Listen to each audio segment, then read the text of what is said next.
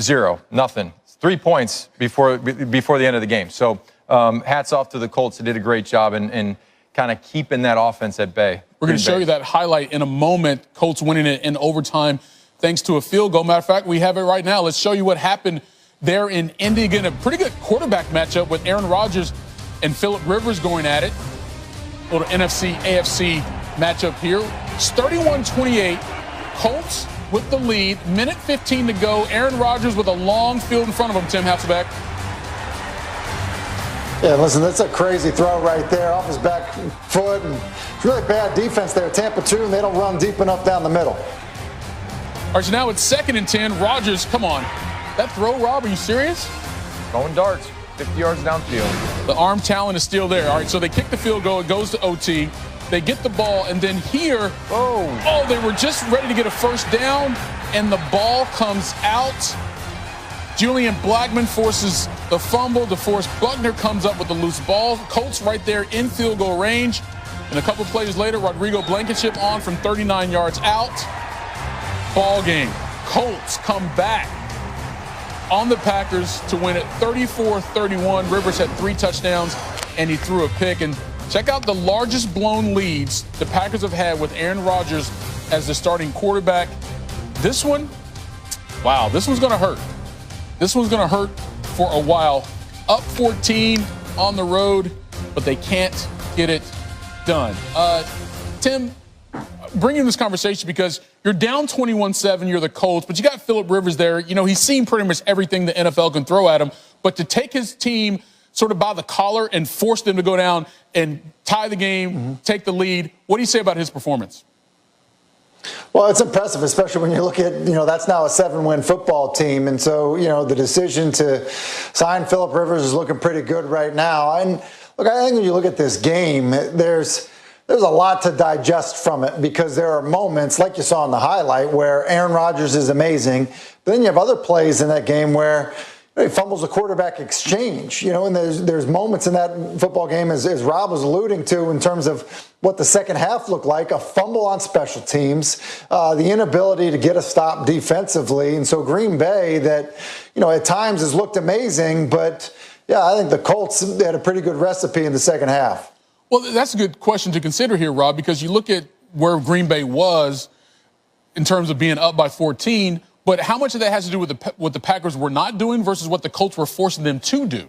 Well, I think in the first half, you saw the Colts really, they didn't know how to play. And you look at the defense, they were kind of just spot dropping. Aaron Rodgers was just throwing the ball over the place, 3 touchdowns in the first half. Right. And then in the second half, it was like just a tale of 2 teams. The second half, they come out, defense tightens up a little bit more pressure on the quarterback, forcing fumbles in special teams. That always helps. When you can force a turnover on special teams, Cassius Marsh call out here, he forced that fumble. Yep. And hats off to Frank Ross, who took over for Bubba Ventrone, the special teams coordinator, went down right before this game with a positive COVID test. So Frank Ross steps in. Special teams plays great, and they were able to win this football game through special teams, playing physical up front on defensively. And you look at Rodgers at the end, he had a chance, but they weren't able to get it done. They turned it over, and the Indianapolis was able to capitalize on that. Yeah, Tim, what do you make of the Packers' offense considering where it started and where it ended up, especially there in the second half? Well, they lost opportunities. I am surprised that Aaron Jones, only had 10 carries in this football game. I don't think that's really the recipe that Green Bay wants to win with. I just think there were elements of this for Green Bay that just didn't play well enough to win. I mean, this is pro football. Fumbling a quarterback exchange at this point in the season is kind of, unacceptable. And then, Aaron Rodgers turns this one over, he's cover 2, doesn't throw the ball deep enough. And then late in the football game, you get an opportunity to kind of have the ball on the perimeter with blockers. Julian Blackmon does make a great play, but if you're Marquez Valdez-Scantling, you can't turn the football over in that situation. Overtime, the way it's set up, obviously giving it up there, field goal wins the football game. So there just were elements with that. And, look, we want to give credit to the Colts for causing a turnover on special teams, causing a turnover late in the game. There is elements that if you are, a Super Bowl aspiring team like the Packers are, some of those mistakes, are also on you, just in terms of ball security and in terms of how you protect it to give yourself a chance to win.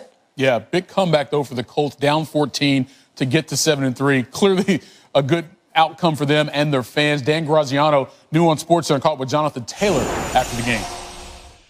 Here with Colts running back Jonathan Taylor, you guys are down 14 points at the half. You come back and win in overtime. What was said by the coaches to you guys at halftime? Really, one of the biggest things was we've been down here before. We've been in this situation before. We knew we had to do. We had to come out. We had to come out strong. Offense, defense, special teams. We got to make the plays that we know we can make.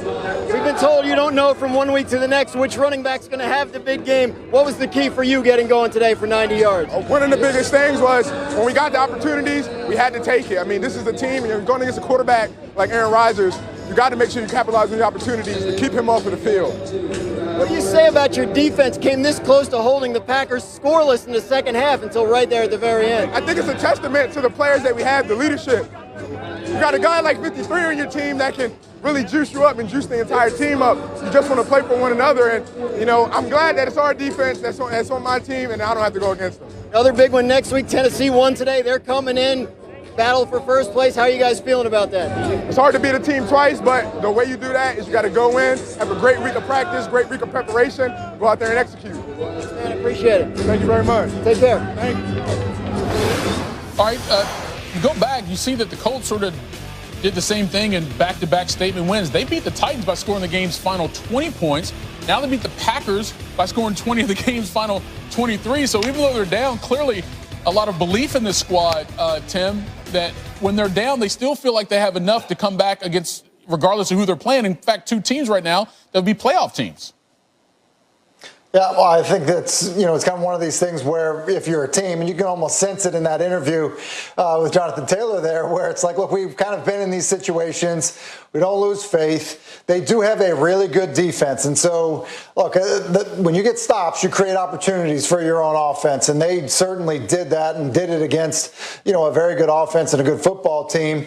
You know, I think you look at, you know, part of what happened, too, to give them probably even a little bit more credit. There's a holding, you know, penalty that probably doesn't impact the play, that takes away, you know, a Jonathan Taylor touchdown that would win the football game in regulation. So, look, I think it's a really good football team with a good offensive line, an excellent defense. And if Phillip Rivers can protect the football and just kind of be the presence that they've hoped for him to be, they're a good team, and they'll be a hard out for anybody. And I think that Frank Reich's done a nice job. Even little things like the way he played Jacoby Brissett, you know, in short yardage situations today. If something else you have to prepare for when you face them, I think they've done a nice job. And I think that, you know, they're going to be a tough team to deal with going forward.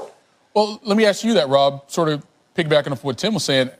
How legitimate is this Colts squad? No, I think they're really legitimate. When you have a defense, look, defense wins championships. Yep. And I like the Jacoby Brissett coming in on certain plays. We saw him more this week. Rivers coming out. It's kind of like the Drew Brees, Taysom Hill thing where he'd come in, they do some run plays.